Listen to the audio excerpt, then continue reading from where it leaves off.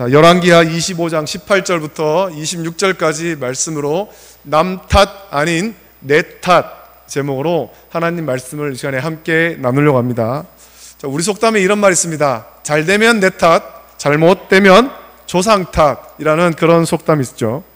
잘 되는 것, 좋은 것은 내가 잘해서 된 결과라고 하면서 자기를 자랑합니다. 반면에 무엇인가 잘못된 일이 있으면 자기를 돌아보지 않고 자기의 허물을 반성하지 않은 채 다른 사람에게 책임을 지우려고 합니다. 너 때문이다 라는 거죠. 당신 때문이다. 당신이 일을 잘못해가지고 이렇게 되었다. 당신이 나를 도와주지 않아서 일이 잘못됐다. 남 탓을 합니다. 우리에게는 모두 이런 악한 습성이 있습니다. 그래서 자기는 무조건 옳고 자기의 반대편에 있는 사람은 무조건 잘못됐고 틀렸다고 주장합니다. 여러분, 이런 것을 가장 많이 볼 수 있는 곳이 어디입니까? 우리나라 정치가 지금 그런 모습을 보이고 있는 것 같습니다. 이것은 지금의 정치만 아니라 지금까지 인간의 역사에서 모든 정치가 그랬습니다. 잘한 것을 잘했다고 칭찬하기보다 남의 공은 깎아내리고 자기의 공은 크게 부풀리려고 하죠. 우리는 어떤 일이 있을 때 누구에게 책임지울지를 따지기보다 우리 모두에게 잘못은 없는지, 내게 실수는 없는지를 살피고 진리를 분별해서 진리를 따르는 삶을 살아야 할 것입니다. 자, 오늘 말씀 보면 유다가 망했습니다.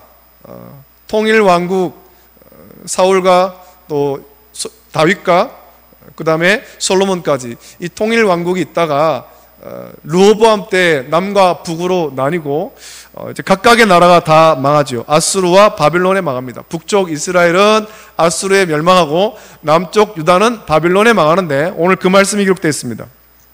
바벨론이 침공해서 유다는 완전히 망했습니다. 바벨론이 쳐들어와서 예루살렘 성을 에워쌌고 성벽의 일부가 파괴되자 모든 군사가 밤중에 도망쳤고 시드기야 왕도 도망치다가 여리고 평지에서 갈대아 군대에 그만 붙잡힙니다.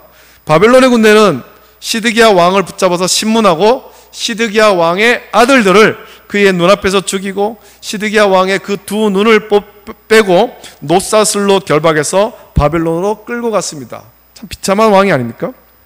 유다는 완전히 망했습니다. 예루살렘 성벽은 완전히 무너졌고 성전도 완전히 파괴되어 버렸습니다. 황무지가 되어버린 거예요. 나라가 망하고 오늘 본문을 보면 유다의 많은 사람이 바벨론의 포로로 잡혀갔다라고 말씀합니다. 바벨론의 포로로 잡혀간 사람도 있고 또 사로잡힌 사람 중에 죽임을 당한 사람도 많았습니다. 다니엘처럼 바벨론의 포로로 잡혀가서 거기에서 환관이 된 사람들도 있고 또 잡혀가는 중에 죽임을 당한 사람도 많지요. 21절 보면 바벨론 왕이 하맛 땅 라블라에서 다 쳐 죽였더라. 이와 같이 유다가 사로잡혀 본토에서 떠났더라 라고 말씀합니다.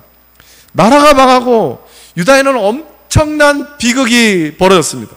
바벨론 왕은 유다를 멸망시킨 후에 22절 보니까 유다 땅에 머물러 있는 백성 중에 사반의 손자 아이감의 아들 그달리아에게 유다 땅과 남은 백성을 관할하겠습니다. 유다 땅에 남아있는 사람들은 아주 능력이 좋은 일꾼들이 남아있는 것이 아닙니다.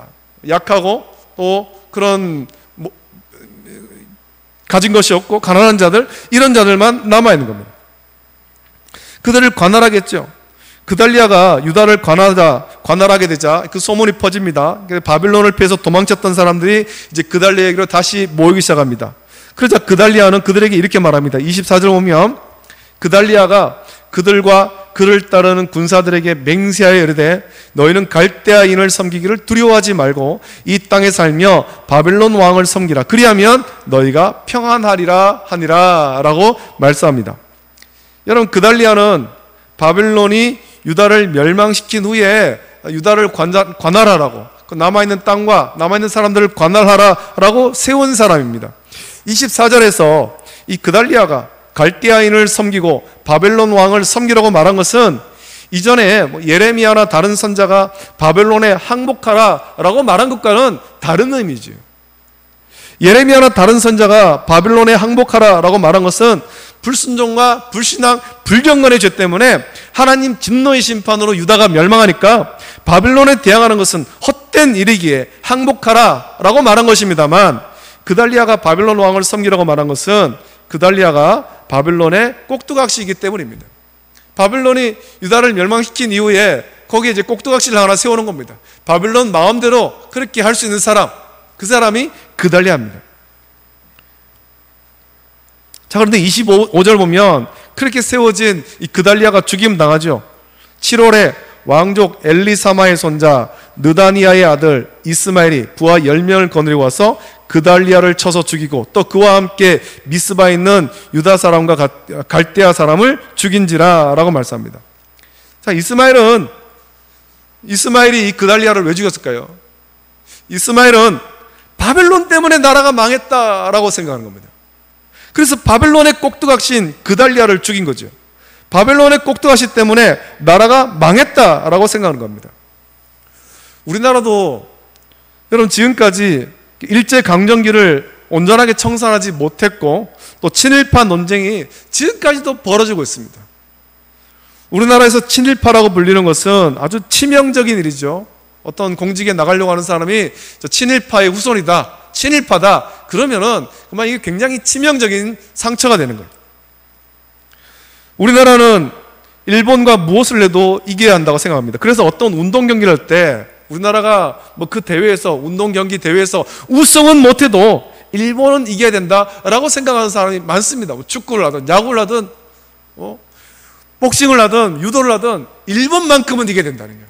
우승 못해도 괜찮다. 일본만큼은 이겨야 된다. 그렇게 생각합니다.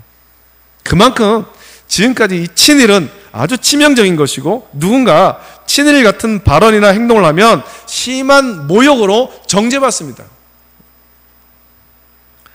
우리나라는 그렇게 생각합니다. 일본 때문에 식민지가 되었고 친일파 때문에 나라가 망했다라고 생각하는 겁니다. 물론 구한 말에 우리나라의 정세가 굉장히 어려웠고 뭐 친일파들이 있었고 친일파가 나라를 팔았고 역사적으로 그렇게 되어 있습니다. 그럼 우리는 단지 그것만 생각해서는 안 되는 거죠. 이스마엘과 그의 부하도 그렇게 생각했습니다. 바벨론에 유다가 망했는데 유다가 망한 이유는 이 친바벨론파 때문이다. 그래서 예레미야도 굉장히 고난당한 것은 예레미야가 바벨론에 항복하라 할 때 너는 바벨론의 친바벨론파다, 반역자다, 매국노다 그렇게 여긴 겁니다. 유다가 망한 것 이거 친바벨론파 적과 내통하는 스파이가 있었기 때문이다 라고 생각합니다. 그래서 바벨론 왕을 섬기라는 그달리아를 쳐서 죽인 거예요. 아니 우리가 저 바벨론 때문에 망했는데 어떻게 바벨론 왕을 섬기라고 하느냐. 매국노다는 거죠. 여러분 우리 여기서 우리가 생각해야 될 것이 있습니다. 여러분 유다가 왜 망했습니까? 유다가 예루살렘 성벽은 왜 무너지고 예루살렘 성전은 왜 다 무너졌습니까? 바벨론의 나라가 망했지만 근본 원인을 모른 채 바벨론 탓을 하고 바벨론과 친밀한 사람 때문이다 라고 생각하는 것은 이거는 큰 잘못이죠. 유다에게서는 큰 잘못입니다. 자기를 돌아보지 않은 것입니다. 바벨론은 여러분 불순종과 불신앙, 불경건으로 하나님 진노의 심판으로 사용된 도구일 뿐입니다. 하나님이 바벨론을 들어서 유다를 심판했습니다. 아수르를 들어서 북쪽 이스라엘 심판하고 바벨론을 들어서 아수르도 멸하고 유다도 멸한 겁니다. 친바벨론파 그들과 내통하는 매국노 그들 때문에 나라가 망한 것이 아니에요. 여러분 우리는 자기를 돌아볼 줄 알아야 됩니다. 남을 탓하기 전에 자기를 돌아봐야 되죠. 지금도 우리 사회에는 하나님 말씀으로 자기를 돌아보진 않은 채 다른 사람을 탓하고 정죄하는 일이 너무 많습니다.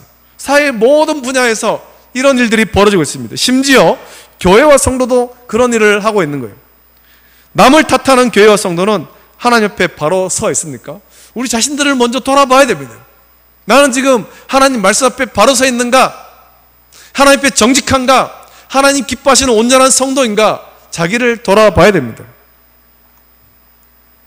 마태복음 7장 1절부터 5절에서 예수님은 이렇게 말씀하십니다. 비판을 받지 아니하려거든 비판하지 말라. 너희가 비판하는 그 비판으로 너희가 비판을 받을 것이요 너희가 헤아리는 그 헤아림으로 너희가 헤아림을 받을 것이니라. 어찌하여 형제의 눈 속에 있는 티는 보고 내 눈 속에 있는 들보는 깨닫지 못하느냐. 보라, 내 눈 속에 들보가 있는데 어찌하여 형제에게 말하기를 나로 내 눈 속에 있는 티를 빼게 하라 하겠느냐. 외식하는 자여 먼저 내 눈 속에서 들보를 빼어라. 그 후에야 밝히 보고 형제의 눈 속에서 티를 빼리라 라고 예수님께서 말씀했습니다. 남을 탓하기 전에 자기를 돌아보라는 겁니다. 남의 허물을 보고 그걸 정죄하기 전에 너 자신을 먼저 돌아봐라. 하나님 말씀으로 자기를 쳐서 복종시켜야 됩니다. 우리가 먼저 그 일을 해야 되는 거예요. 우리에게 있는 악한 습성은 자기의 잘못은 보려고 하지 않은 채 남의 작은 허물을 크게 들춰내고 비판하려는 것입니다. 요즘 정치권에서 사용하는 유명한 용어가 있지 않습니까? 여러분 다 들어보셨을 텐데 내로남불이라는 용어를 여러분 들어보셨을 거예요. 내가 하면 로맨스, 남이 하면 불륜이라는 뜻으로 자기의 잘못은 보지 않은 채 같은 잘못을 해도 남의 잘못을 부풀리고 탓하는 그런 풍조를 말하고 있는 겁니다. 그 풍조를 보면 남을 탓할 처지가 안 됩니다. 다 똑같은 죄를 짓고 있으면서 자기가 죄를 지을 때는 로맨스고 남이 죄를 지을 때는 이게 불륜이라는 거죠. 여러분, 우리가 누구를 탓할 수 있습니까? 우리는 모두 하나님 앞에서 죄인일 뿐입니다. 우린 다 죄인이죠. 남을 탓하기보다 하나님 말씀으로 자기를 돌아봐야 되는 겁니다. 나는 지금 하나님 말씀대로 온전하게 순종하고 있는지, 또 하나님이 기뻐하신 뜻대로 믿음 생활하고 있는가, 자기를 돌아봐야 됩니다. 나는 지금 온전하게 신앙생활하고 있는가, 하나님 기뻐하신 뜻대로 신앙생활하고 있는가, 말씀대로 순종하고 있는가, 자기를 돌아봐야 됩니다. 여러분, 지금 우리에게는 많은 갈등이 있습니다. 정치의 갈등, 그리고 정부와 의료계의 갈등, 그 외에도 사회 모든 분야에서 많은 갈등이 있습니다. 남녀의 갈등, 노소의 갈등, 세대의 갈등, 많은 갈등이 있죠. 이 갈등으로 서로가 서로를 탓하고 있습니다. 누구도 자기의 잘못을 인정하지 않고 반성하지 않습니다. 이런 갈등이 현재 우리의 마음을 너무 힘들게 하고 있는 거예요. 우리는 이런 갈등을 보면서 세상과 같이 누구를 탓하고 정죄하려고 하지 말아야 됩니다. 남을 탓하기 전에 여러분 자기를 돌아보십시오. 예수님은 분명히 말씀했습니다. 비판을 받지 아니하거든 비판하지 말라라고 말씀했습니다. 우리가 하나님 말씀으로 우리를 돌아보고 반성하지는 않은 채 남은 탓하고 정죄하는 죄를 짓는다면 하나님 앞에 섰을 때 하나님도 우리를 비판하고 정죄하실 거예요. 여러분, 허물과 죄로 죽었던 우리를 살리고 용서하신 우리 하나님을 기억하십시오. 우리가 하나님의 긍휼과 사랑으로 용서받았기에 우리도 남을 비판하거나 정죄하지 말고 용서해야 됩니다. 허물이 있어도 허물을 덮어주고 용서해야 되는 겁니다. 형제가 자기에게 죄를 지으면 몇 번이나 용서하면 되는지 7번을 용서하면 충분하냐라고 묻는 베드로에게 예수님은 마태복음 18장 22절에서 이렇게 말씀하시죠. 예수께서 이르시되 내게 이르노니 7번뿐 아니라 7번을 70번까지라도 할지니라 라고 예수님께서 말씀했습니다. 남을 탓하고 비판하고 정죄하는 것은 하나님이 우리를 어떻게 사랑하셨는지를 모르기 때문이에요. 내가 어떻게 사랑받았는지, 내가 어떻게 구원받은지를 모르기 때문이죠. 하나님의 사랑을 모르고 본받지 못했기 때문입니다. 한마디로 믿음이 온전하지 못해서 여전히 남을 탓하고 비판하고 정죄하는 겁니다. 우리는 남을 탓하기보다 하나님 말씀으로 나의 잘못과 나의 허물을 살피고 회개하고 또 용서할 수 있어야 됩니다. 지금 우리에게 있는 모든 갈등, 우리 사회에 있는 모든 갈등은 자기는 돌아보지 않은 채 남을 탓하고 자기의 잘못은 회개하지 않은 채 용서할 줄 모르기 때문입니다. 여러분, 남을 탓하지 마십시오. 그리고 항상 하나님 말씀으로 자기를 돌아보고 하나님 말씀으로 자기를 쳐서 복종시키십시오. 허물과 죄로 영원히 죽었던 우리를 용서하고 살리신 그 하나님의 사랑을 기억하며 다른 사람을 탓하지 말고 용서하며 사랑해서 하나님 말씀으로 살아가기를 결단하는 모든 성도가 되시기를 예수님의 이름으로 축복합니다. 기도하겠습니다.